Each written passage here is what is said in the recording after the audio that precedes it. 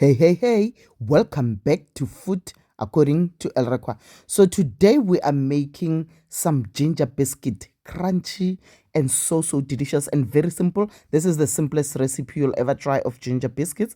So I'm going to put the ingredients also in the description box. You can get them there.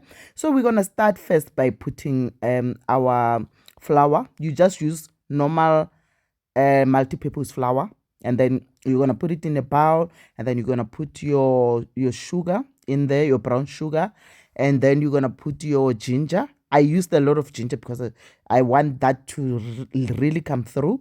And then you put your cinnamon, your bicarbonate of soda, and then your baking powder in there. So those are all your dry ingredients, and then you just first try and just mix them first before you put other ingredients in there, so that they incorporate nicely before you put the wet ingredients in there.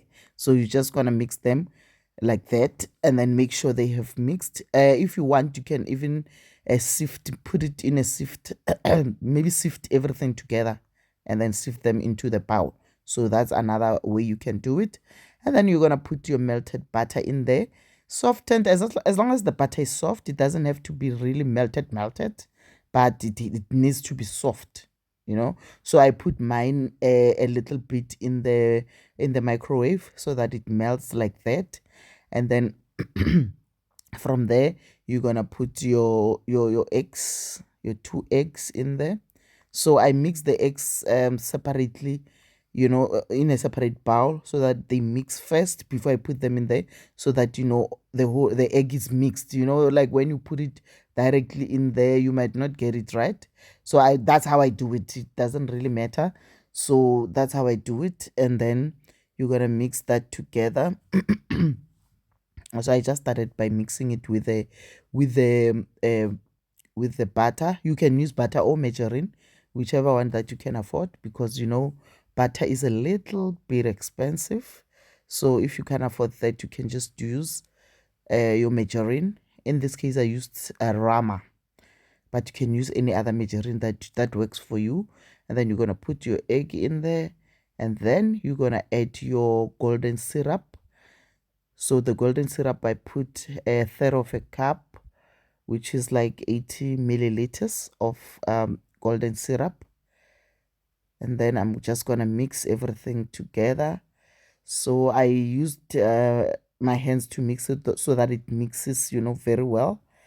And then you mix it until you get this consistency, this one.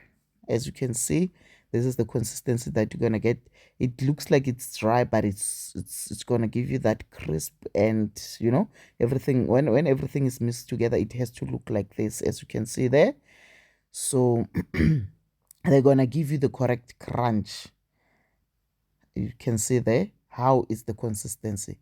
So what I do when I put before I put them in the oven, I just make balls and press it between my hands like that. As you can see, you'll see there. I just press it in between my palms. That's all I do.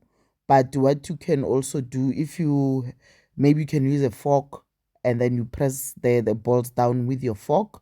But for me, I think I like them. They look nicer for me when I press them between my palms like that. Just ball and then a palm. That's it. And then you put it in there.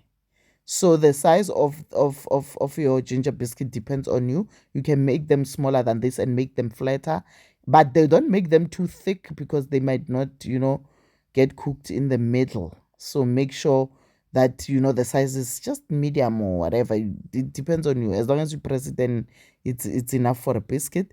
As you can see, they look so nice. And then once you let them cool down, you put them in the oven for about 180. I think they will take like 20 minutes, but you keep on checking them, and then according to your oven settings. And then once they cracked on top, you can tell when they are cooked. And then you let them sit out, out on a cooling rack. And then once they are cooled down, now they'll be crunchy. Ooh, The crunch is so delicious. I hope you love this, and I hope you try it and tell me how you find this recipe.